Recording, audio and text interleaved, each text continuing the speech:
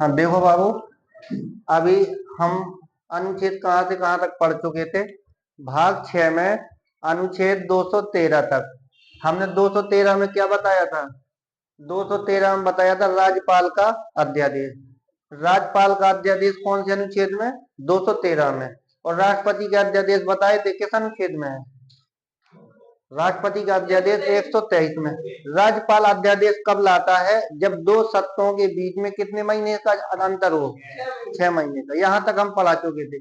आज अनुच्छेद हमको पढ़ना है कहां से? अनुच्छेद पढ़ेंगे हम 214 से। ठीक है, 214 में किस बात की चर्चा है? हाई कोर्ट की। आज किसके बारे में जानकारी? हाई कोर्ट के बारे में। लेकिन पहले हम सुप्रीम कोर्ट तुमको पढ़ा चुके हैं। ये भाग कितने कितने में था बाबू? भाग मतलब 5वें भाग में था। सुप्रीम कोर्ट भारत में कितने सुप्रीम कोर्ट हैं?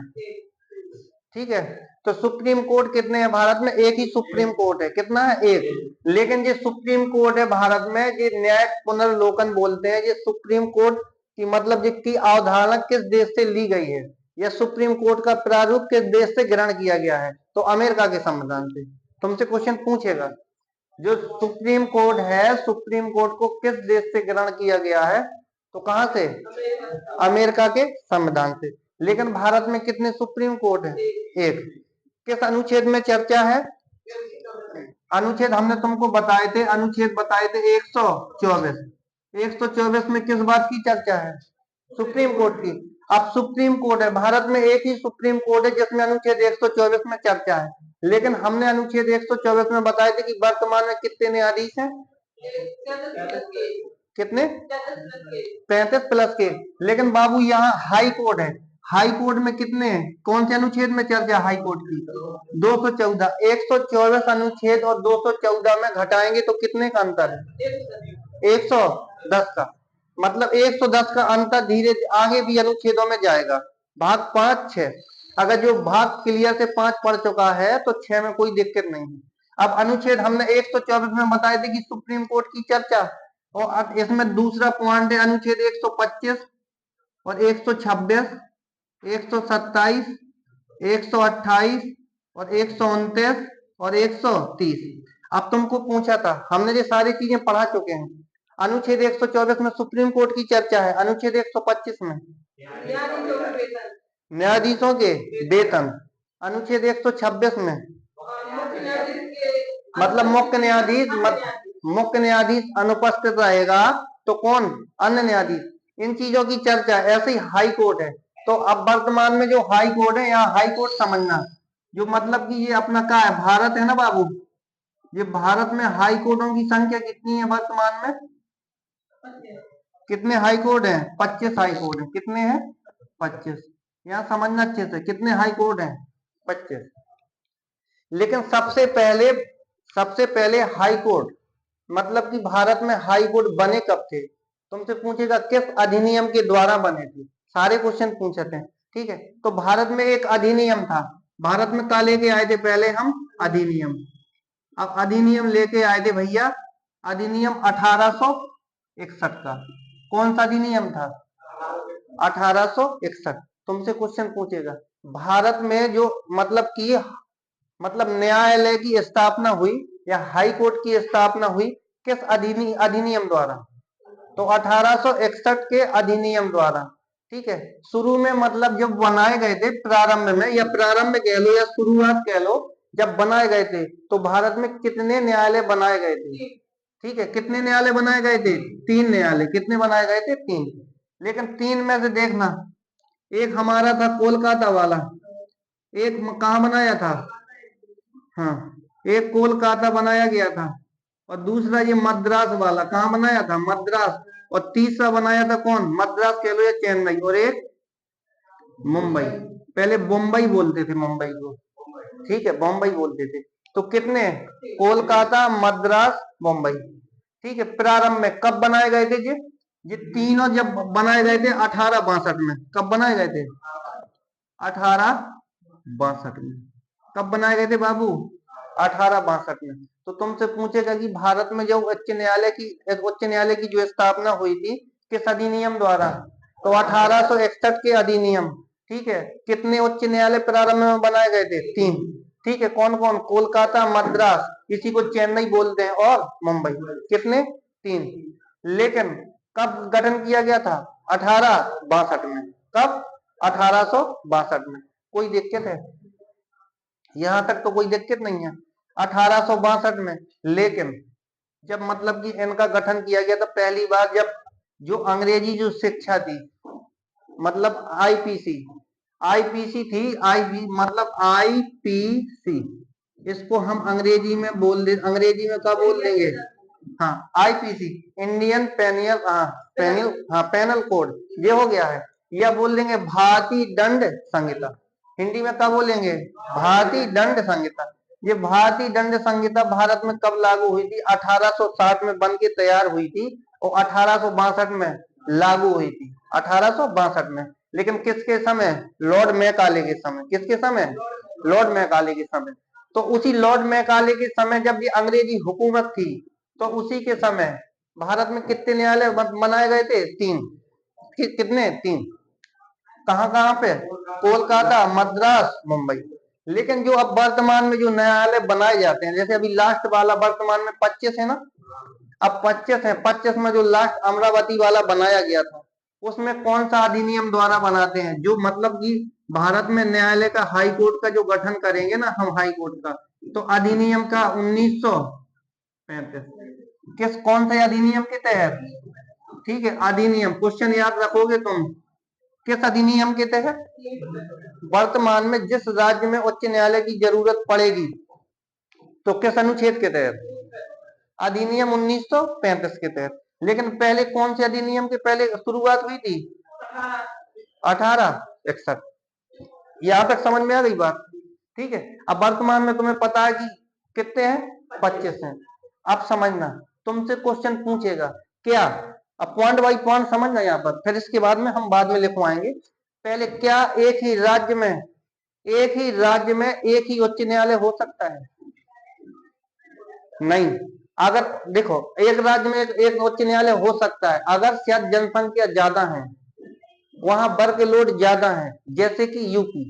तुमसे क्वेश्चन पूछता भी है कि सबसे ज्यादा उच्च न्यायालय में न्यायाधीशों की संख्या किस राज्य में है?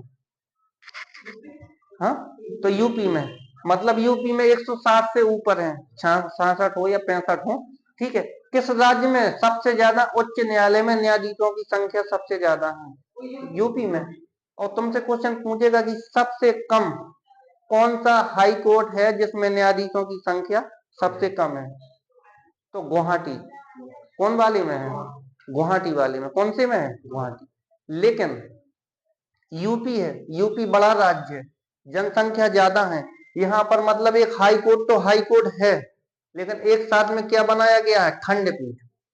यूपी में एक खंडपीठ है, वो इलाहाबाद में है, लखनऊ पर है ना, है ना। मतलब कि जब ज्यादा लोड होगा तो मुकदमा कहाँ भेज दिए जाते हैं? केस मतलब हाई कोर्ट नहीं, खंडपीठ पे। तो यूपी में एक खंडपीठ है ना, है, यूपी में खंडपीठ है। लेकिन जो गुवाहाटी वाला है, गुवाहाटी वाला जो मतलब कि हाई कोर्ट है, वहां पर कई मतलब 2-3 राज्य मिल गए, 2-3 राज्यों का सुना जाता है, वहां के 2-3 राज्यों के केस मुकदमा सुना जाता है। तो सबसे ज्यादा क्षेत्र में, सबसे ज्यादा क्षेत्रफल वाला कौन सा? गुवाहाटी। लेकिन क्षेत्रफल में तो ठीक है, सबसे ज्यादा जनसंख्या वाला कौन? यूपी। तो तुमसे पूछेगा सबसे ज्यादा न्यायाधीश किस हाई कोर्ट में? यूपी में। सबसे कम गुवाहाटी में। सबसे कम गुवाहाटी में। मतलब इलाहाबाद हाई कोर्ट की खंडपीठ कहाँ पर है? हाँ, तो लखनऊ में। ये यहाँ तक कोई दिक्कत है? तुमसे पूछेगा कि जो हाई कोर्ट है, हाई कोर्ट की चर्चा किस अनुच्छेद में? 214। और सुप्रीम कोर्ट की 114। किसमें? 114। ये रूपरेखा तुमको समझ में आ गई है? अब आगे देखो, इसके बारे में आगे जानकारी बता रहे हैं। हाँ, समझ गए? हम यहाँ भी तुम्हें इसमें पढ़ाए थे सुप्रीम कोर्ट की जो योग्यता थी, किस अनुच्छेद में पढ़ाए थे? वेतन योग्यता, यही में तो पढ़ाए थे ना, 125 में पढ़ाए थे। ठीक है, कि क्या होना चाहिए, जैसे सुप्रीम कोर्ट का, हमको अब इसमें हाई कोर्ट का जज बनना है। कहाँ का? हाई कोर्ट का जज। इसमें योग्यता क्या बताए थे सुप्रीम कोर्ट के में कि भारत का नागरिक हो, 10 साल का क्या हो, हाई कोर्ट का क्या होना चाहिए, वकील, या 5 साल का क्या होना चाहिए, जज होना चाहिए, और राष्ट्रपति की नजरों में, ठीक है, कानून का अच्छा जानकार, यहाँ पर बताए थे हम। तो यहाँ भी आएंगे, जो मतलब कि ये हाई कोर्ट का जो न्यायाधीश होगा ना बाबू, ये भी मतलब किनकी नजरों में अच्छा जानकार होना चाहिए, राज्यपाल की, किसकी, और जो डिस्ट्रिक्ट कोर्ट होता है, जिसे जिला कोर्ट बोलते हैं, जो डिस्ट्रिक्ट कोर्ट होगा, उसमें कितने साल वकील रह चुका हो, कितने साल, 10 साल, कितने साल, 10 साल, और मतलब कि जज कितने साल रह चुका हो, कितने साल, 5 साल। तो योग्यता समझे, जो योग्यता यहाँ पढ़ाए थे वही योग्यता यहाँ, लेकिन यहाँ पर जो पढ़ाए थे ये राष्ट्रपति की नजरों में, किसकी नजरों में, राष्ट्रपति की, लेकिन जब यहाँ पढ़ाए थे ये किसकी नजरों में, राज्यपाल की, किसकी नजरों में, राज्यपाल की। अब समझना, यहाँ देखना कि पागल दिवालिया ना हो, भारत का नागरिक हो, ठीक है, 10 साल का होना चाहिए, ठीक है, मतलब कि डिस्ट्रिक्ट कोर्ट का वकील, 5 साल डिस्ट्रिक्ट कोर्ट का जज, तब का बन जाएगा तुम हाई कोर्ट का वकील। फिर भी नहीं बन सकता अगर राज्यपाल ने बोल दिया कि ये क्या है, ये हमारी नजरों में कानून का अच्छा जानकार नहीं है, तो किसकी नजरों में कानून का अच्छा जानकार होना चाहिए, राज्यपाल का। तो यहाँ तक बात समझ में आ गई है।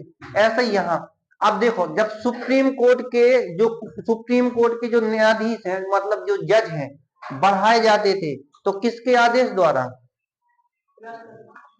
तो सुप्रीम कोर्ट के जो न्यायाधीशों की संख्या जब बढ़ाई जाती है, तो संसद में क्या है, संसद में विधेयक पारित कराना पड़ता है। कौन बढ़ा सकती है, संसद। लेकिन जब हाई कोर्ट में हमको क्या बढ़ाना है, हाई कोर्ट में क्या बढ़ाना है, जज बढ़ाने हैं, तो कौन बढ़ा सकता है, क्वेश्चन पूछता है। सुप्रीम कोर्ट में जज बढ़ाने हैं तो कौन बढ़ाएगा, संसद में कितने अंग बताए थे हम, 3, कौन कौन, लोकसभा, राज्यसभा, राष्ट्रपति। तीनों स्थिति से गुजर के जब हमको का राष्ट्रपति शासन करता है, तो वहां का बना देते हैं हम, जजों की संख्या बढ़ा देंगे हाई कोर्ट में। अब जैसे हमारा ये कौन है, सॉरी, सुप्रीम कोर्ट में, अब हाई कोर्ट की बात है, हाई कोर्टों में भी क्या बढ़ाने हैं, जज बढ़ाने हैं। तो मतलब कि इसका क्या प्रावधान होगा, तो हाई कोर्ट में जब जज बढ़ाएंगे हम, हाई कोर्ट में जैसे हमको जज बढ़ाने हैं, तो कौन बढ़ा देता है, राष्ट्रपति।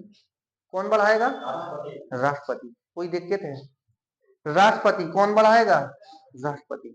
लेकिन राष्ट्रपति बढ़ाएगा जजों को, लेकिन उसमें भी एक थैया मतलब की योग्यता वाली चीज है। राज्यपाल की नजरों में क्या होगा, वो जानकार होगा, जानकार तो होगा, नहीं होगा जानकार। यहाँ किसकी नजरों में जानकार था, राष्ट्रपति की नजरों में जानकार था। तो तुम समझ गए कि अगर सुप्रीम कोर्ट में जजों की संख्या की वृद्धि करनी है तो किसके किसके इच्छानुसार करोगे, किस, संसद, संसद। यहाँ कौन बढ़ा सकता है हाई कोर्ट में, राष्ट्रपति। यहाँ कौन बढ़ा सकता है, राष्ट्रपति। यहाँ तक समझ में आ गए, ठीक है। पहली बार हाई कोर्ट का गठन कब किया गया था, किस अधिनियम द्वारा, 1861, ठीक है, कितने, 3, ठीक है, कब, 1862 में। अब वर्तमान में जब जिस राज्य में हाई कोर्ट हमको स्थापित करना है, तो किस अधिनियम के द्वारा, 1935। सुप्रीम कोर्ट की जो चर्चा है 124 में, जो सुप्रीम कोर्ट है ये मतलब किस देश से ग्रहण किया गया था, अमेरिका से, ठीक है। कहां से किया गया था, अमेरिका से। हाँ, देखो, अब ये सुप्रीम कोर्ट का जज है, इसको शपथ कौन दिलाता है, राष्ट्रपति। और ये त्याग पत्र किसको देगा, राष्ट्रपति को देता है। लेकिन जो हाई कोर्ट के जो जज होंगे, इनको शपथ कौन दिलाएगा, ठीक है। तो इनको शपथ कौन दिलाता है बाबू, तो राज्यपाल। लेकिन जो त्याग पत्र है, त्याग पत्र ये किसको देंगे, तो राष्ट्रपति को। किसको त्याग पत्र देते हैं, या हाई कोर्ट का न्यायाधीश हो चाहे सुप्रीम कोर्ट का न्यायाधीश हो, दोनों जो मतलब न्यायाधीश हैं, त्याग पत्र किसको देंगे, राष्ट्रपति। ये तो दोनों त्याग पत्र शपथ यहाँ राष्ट्रपति ही करेगा, लेकिन यहाँ पर शपथ दिला देता राज्य का राज्यपाल, ठीक है। लेकिन ये मतलब त्याग पत्र किसको देंगे, लेकिन मतलब जो सर्वोच्च न्यायालय या उच्च न्यायालय के न्यायाधीश हैं, इनको हटाते कैसे हैं, कैसी क्रिया लेके, महाभियोग की क्रिया। अगर महाभियोग लाग तुमने मतलब ढंग किए हैं तो महाभियोग लग जाएगा। अगर महाभियोग ऐसे कोई घटना नहीं घटी है तो महाभियोग नहीं लगेगा। तो मतलब कि सर्वोच्च न्यायालय या उच्च न्यायालय के न्यायाधीशों को हटाते कैसे हैं? महाभियोग द्वारा। कैसे? महाभियोग द्वारा।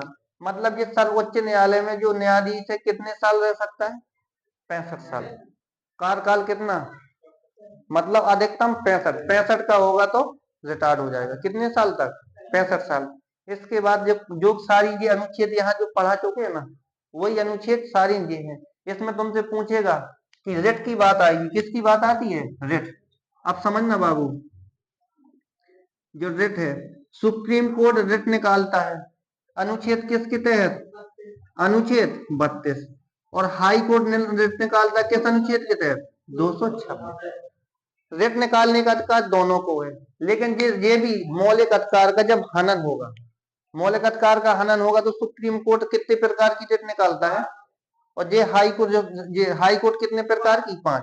मतलब ये भी 5 प्रकार की रिट निकालेगा और ये भी 5 प्रकार की रिट। लेकिन ये किस अनुच्छेद के तहत? 226। और ये सुप्रीम कोर्ट अनुच्छेद 32।